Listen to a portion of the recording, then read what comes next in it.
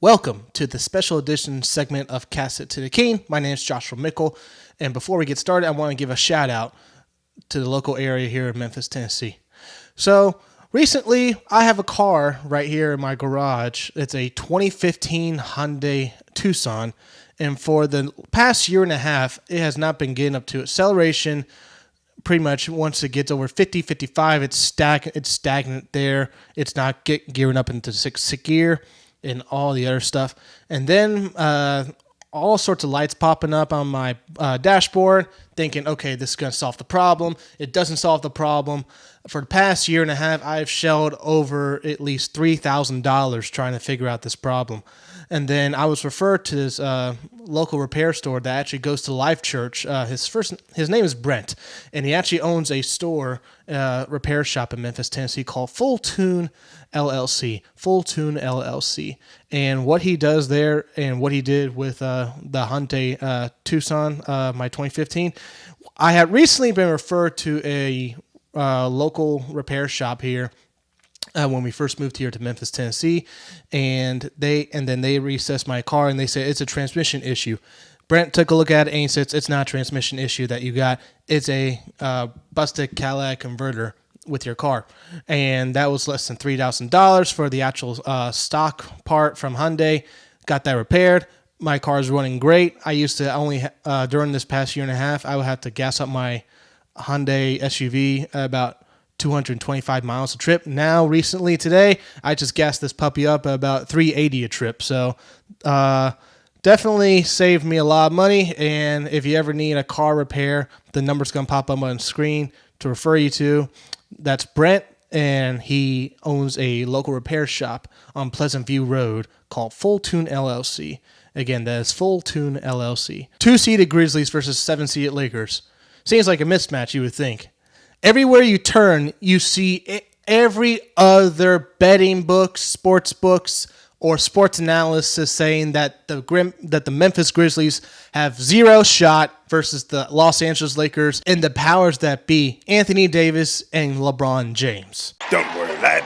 I have total confidence in you. Put it all on Neptune! Now, let's dive into a little something here so we can get this a little bit off my chest. The Grizzlies are number 2 for a reason.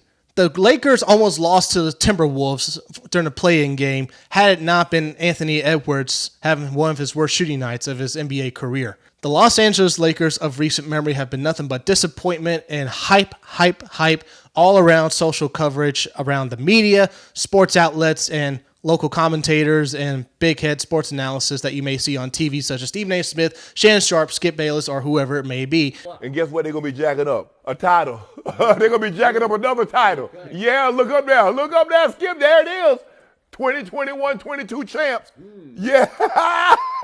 Several months later. I know this one was tough for you. I'm not giving LeBron. I'm not really. It's the injuries. AD played 36 games, which is half the season. LeBron played basically a third of the season, missed 27 games. Because, God forbid, La La Land and LeBron James, King James, and they have AD, Anthony Davis, who are arguably 2 of the top 5 NBA players in the National Basketball Association. There's just one problem with that. They are 2 players, they are old, and they are now worn out and do not have enough gas left in the tank, as was evidence versus the Timberwolves in the play-in game. Compare that to the Memphis Grizzlies. Number 2, one of the youngest teams in the NBA, a budding MVP in John Morant, a emerging shooting guard in Desmond Bane, a feisty defender in Dylan Brooks, a defensive player of the year candidate that should win, and Jaren Jackson Jr.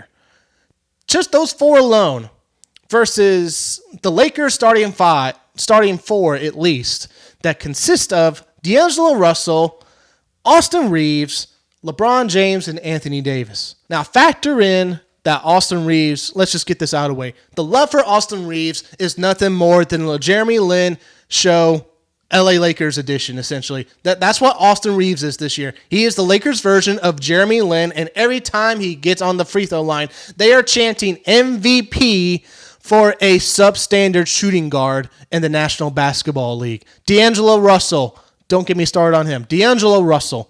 How did he do last year against John Morant and company when he was with the Timberwolves?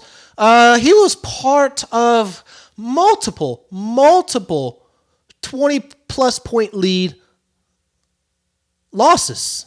20-point plus lead losses in the NBA Western Conference playoffs last year. And you mean to tell me that D'Angelo Russell and Austin Reeves can go head-to-head against John Morant and Desmond Bane? Now, let's put that aside for a second. Now, let's put Tyus Jones and Luke Kennard. Tyus Jones, who is the best backup point guard in the NBA, and Luke Kennard, who is one of the top 5 NBA three-point shooters in the league. Put them up against D'Angelo Russell and Austin Reeves. Or how about against their bench? Dennis Schroeder or Malik Beasley? Come on. Logic tells you that Tyus Jones and Luke Kennard will go to school on them. This entire Memphis Grizzlies backcourt is superior to the LA Lakers backcourt. So throw that out the window. John Morant and company have the backcourt sealed up, so they win their matchups twofold. Now let's get to the forward spots. You have Anthony Davis versus Jaren Jackson Jr., the Block Panther that should be Defensive Player of the Year this year, leading the league in blocks, stepping his game up exponentially coming off of his injury compared to last time he was coming off an injury and he struggled a bit. Anthony Davis and Jaren Jackson Jr., that is going to be the matchup that everyone is going to be keying in on, and whoever wins that matchup will probably tip the scales for the LA Lakers or the Memphis Grizzlies. Or maybe it won't. But it's definitely going to be a key factor in this matchup because Jaren Jackson Jr. does have a history in foul trouble. But do you know what Anthony Davis has a history of?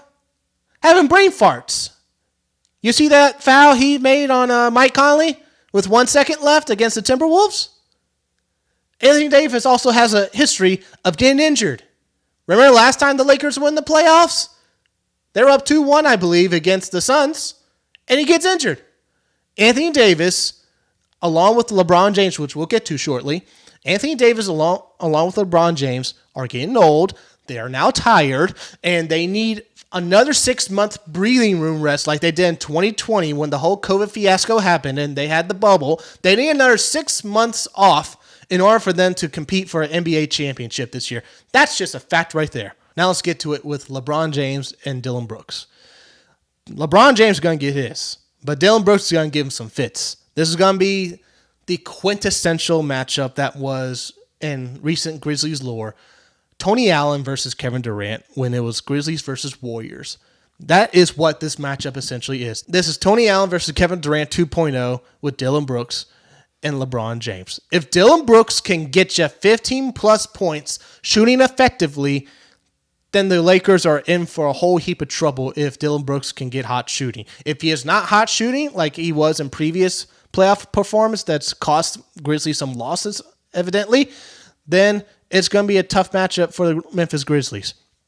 LeBron James is going to get his, and he's going to probably average in the 20s, mid-20s for points per game. He's probably going to get his versus Dillon Brooks. So expect LeBron James to even out that matchup.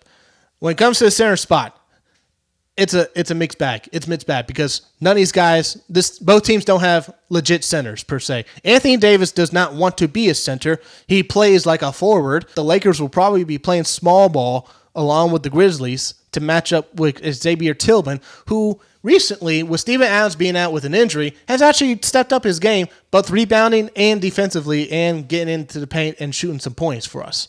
You look at the Grizzlies bench compared to the Lakers bench. When you look at the Los Angeles Lakers bench, it is so underwhelming and very old compared to a young, hungry Memphis Grizzlies team who quite recently, whether it be via injury or getting time on the court, you have folks like Luke Kennard, who we just traded for essentially a bag of peanuts from the Los Angeles Clippers. Thank you, by the way. You have Tyus Jones, who's your backup point guard, who could have been starting anywhere else in the league. He might have, if he were to sign with the Lakers tomorrow, he would be starting for the Los Angeles Lakers over Dennis Schroeder and D'Angelo Russell. That's how good he is. And then you got Big Body Roddy, who has been coming on late for the Memphis Grizzlies coming off the bench, especially with Brandon Clark being out as well. He's definitely done for the season because of a torn ACL. Big body, Roddy. That's where it's going to be. The wild card coming off the bench for the Memphis Grizzlies is definitely going to be Santi Aldama. If he is on his A game defensively and offensively, the Grizzlies are definitely winning the series. Now, the crux of all this talk, all the shenanigans that's going on in the media, that is talking about the Lakers winning, the Lakers winning, the Lakers winning. Most of that is either due to bias, big city bias, love for LeBron James, love for Anthony Davis, the allure of La La Land, and the lack thereof respect for the Memphis Grizzlies because they are a small market team. And then you have folks like Stephen A. Smith that may come out there and say, oh, we don't mean to bash Memphis. We don't mean to bash them at all. It's just that they got to realize that Elvis is dead and that he has too many billboards around the city. Drive around Memphis again, buddy. There is no scintilla of that many Elvis billboards in the city of Memphis or the Memphis metropolitan area. Maybe you had your hotel. Maybe that's where you were during your visit and your times in Memphis. Maybe your time was exactly at Elvis Presley Boulevard where you see a whole bunch of posters. Oh, and by the way, his house is down the street. So you're probably more likely going to see more billboards down there. Take a drive down I-40. Take a drive through Memphis, Tennessee, downtown Memphis, Tennessee, through the neighborhoods or wherever billboards there may be. Not every single one of them. Maybe one out of every 50 you run into will be an Elvis one. 10 out of every 20 you see will be something Memphis Grizzlies related. And then 5 out of every 40 you may see is church related with either Bellevue Church or any other church advertisements that you may see going around Memphis, Tennessee or on I-40. You have case in point now next, one Shannon Sharp, who is the ultimate bromancer of LeBron James, the ultimate La La Land lover, the ultimate Laker lover, everything LeBron GOAT related, anything. Shannon Sharp is the leader of that parade. He is the leader of that parade. He picks the Lakers to win in 7 games. And for those that may say that the Los Angeles Lakers will beat the Grizzlies in 7 games, last I checked, that game's going to be in Memphis. 2. Who has the best home record in the NBA? That's the Memphis Grizzlies. So good luck with that bet that you may have going on because there's absolutely no way, if it gets to 7 games, the Memphis Grizzlies are going to let that go for an L. They're going to drop the L on Lakers and send them packing back to their La La Land and their mansions over in Los Angeles and then go down the toilets with the Clippers, apparently, with their new arena. Toilets! Then there's one other media head over on ESPN. Kendrick Perkins. The dude, good center while he was playing. Sometimes a horrible commentator. He's been a Memphis bandwagoner for the past 2.5 years. But for him to say he trusts Anthony Davis more than Ja Morant. He trusts Anthony Davis more than Ja Morant. What did I just say? And what did I just point out? Ja Morant balls out in the playoffs during his tenure in the NBA. What has Anthony Davis done outside the bubble? What has he done outside of 2020? Outside of 6 months rest in the bubble? What has Anthony Davis done? He has not gone out of the first round. That is a fact right there. Anthony Davis has not gone out of the first round or he's gotten injured in the first round. That is a fact about Anthony Davis. So if you want to say it's apples and oranges, okay, you can do that because one's a power forward and one's the point guard. But in terms of who's the most impactful, it's Ja Morant. It's Ja Morant. No questions about that. Open-ended conversation. You leave it at that. For those that are picking the LA Lakers to beat the Grizzlies in however many games it may be, keep that same energy up for when you lose because I am looking forward to the excuses that you may have when you lose to the Memphis Grizzlies. I am looking forward to the excuses because you cannot blame the refs because you got the refs on your side. They are big city biased referees in the NBA. You cannot blame, LeBron James and Anthony Davis can't perform well. Whose argument is it that they're 2 of the top 5 players in the NBA? All of you Laker fans out there say that they are 2 of the top 5 NBA players in the league. If you got 2 of the top 5 players, What excuse do you have? And do not say, oh, they don't have enough talent around them. They don't have enough talent around them. They need to improve in the offseason. This whole run, after the trade deadline, you're saying, oh, ever since the All-Star game, the Lakers have had one of the better records in the NBA in the West. They've been better defensively. They've been better shooting. They got rid of Russell Westbrook. They got rid of the bad apples. They got good pieces in here. We got D'Angelo Russell back. Yay! Who was your competition? Utah? Houston? Orlando? Dallas? Who ultimately had the 5th seed or 4th seed in the NBA West, and then when they traded for Kyrie, fell down the tubes? Do I need to go on this winning streak that you have had? Thanks about Kevin Durant and a whole bunch of other players when you beat the Suns.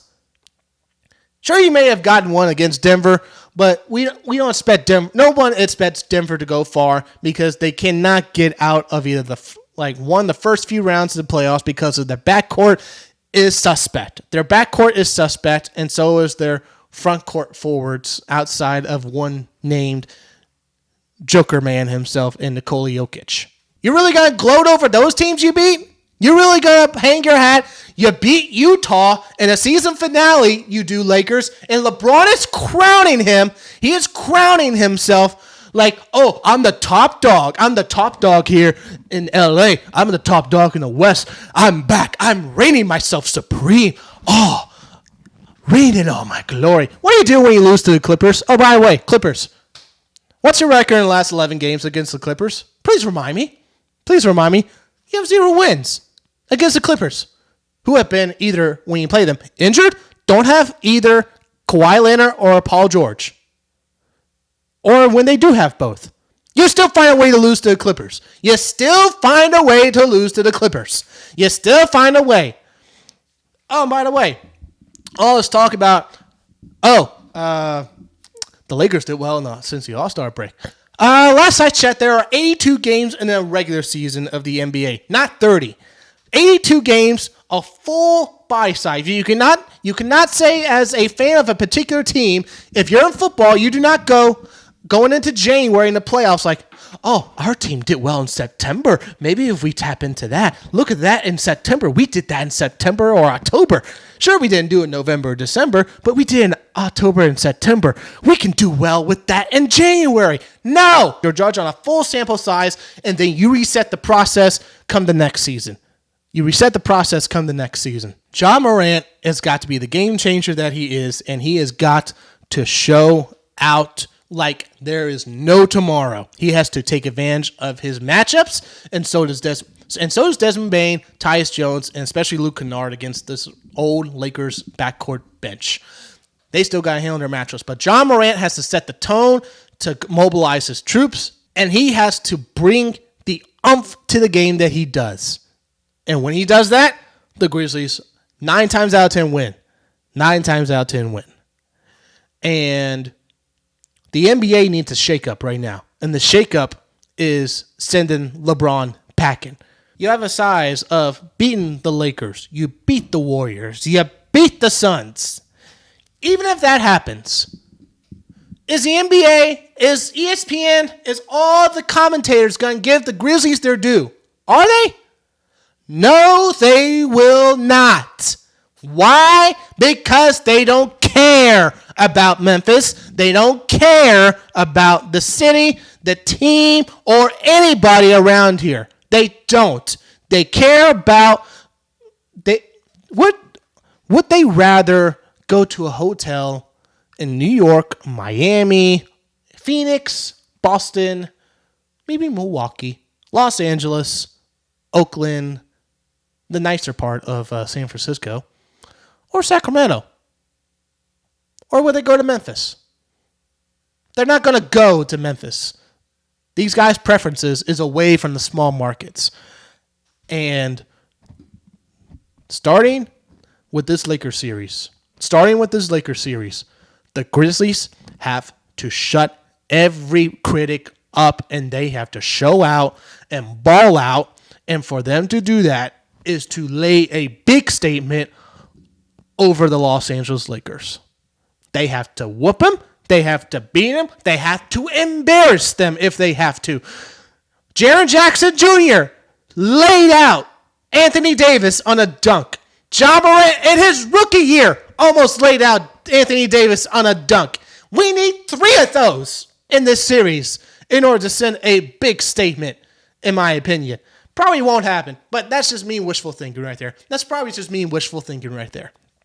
It probably won't happen, but it's probably just wishful thinking on my part. Now, they have to show out. They have to ball out. They have to cancel out all the noise. It is Memphis versus everybody. Everybody. Everybody. It is Memphis versus everybody. And for those that may have bets that may say, oh, we're going to have the Lakers win. We have the Lakers winning. There are some folks online, and I won't call them out by name, Splash Sisters on Twitter, their podcast. One of the girls there actually said that she would shave her head. And I'm going to take the Lakers in 7 games. I feel like it's going to go to 7 games. I don't know why. Because the Grizzlies are still a really good team, too. It's just unfortunate they have to match up against the Lakers. Yeah, so I'm taking the Lakers, too, over the Grizzlies in 6. Lakers in 6. This just sucks how Ja was like, I'm fine in the West, and then he gets the Lakers in the first round. And gets first rounded. This is going to be so bad if like we're wrong and like he ends up winning. There's absolutely no way the Lakers get out in the first round. I'll literally shave my whole head. My beautiful mom! Oh, yeah. I would love to see that happen. I would love to see the embarrassment from you LA girls. I would love to see the embarrassment from all other Laker fans. Now, there are some Laker fans that are out there that are reasonable, that have actually picked the Memphis Grizzlies to actually beat the Lakers. My recent compadre, who was on an episode with me a few episodes ago, MJ Take, over at Sports Fan Entertainment, he actually picks the Memphis Grizzlies. So when I saw that from him, I was actually, like, my respect level grew for him because I know how diehard of a Laker fan he is. He posted it all over his socials and on Twitter. He loves the Lakers. He loves the Lakers. But he has the wisdom, the knowledge, and the facts to say, this Lakers team doesn't have it. Not against this group of Grizzlies. The Grizzlies are young, they're fresh on legs, and they have better talent in the backcourt than do the Los Angeles Lakers. The Lakers cannot make threes consistently. The Memphis Grizzlies can. This entire video is not for folks like that. This video goes out to every single Los Angeles Laker lover or LeBron James lover out there that will just put blindfolds on and just say, everything's good. We're going to win the championship this year. We're going to win the championship. You sound like Cowboy fans most of the time, and you have the passionate fan bases that I cannot stand from Yinzers. That's how much I cannot stand from some particular Laker fans out there in general. That is the irritation I cannot stand from Laker fans. They're a combination of Cowboy fans and Yinzer fans. A bad combination to have in sports, and that's what the Los Angeles Lakers fandom, most of them are. Some not, but some are. Ultimate prediction for the series. The Grizzlies are going to win 6 games. I don't know if they're going to win game 1. I don't know if they're going to lose game 1. I am saying they are going to win 4-2 in 6 games, and they are going to close it out at the Crypt in Los Angeles. And the Lakers won't have to go far to sit home for the rest of the playoffs. They won't have to drive far, and we'll do them that favor in Los Angeles as we gear up for either Sacramento or Golden State for the second round. Pumper, I'm a realist. Once again, this is Joshua Mickle giving my 2 cents on the Memphis Grizzlies versus Los Angeles Lakers 2 versus 7 NBA playoffs first round matchup. And as always, keep kicking it to the king.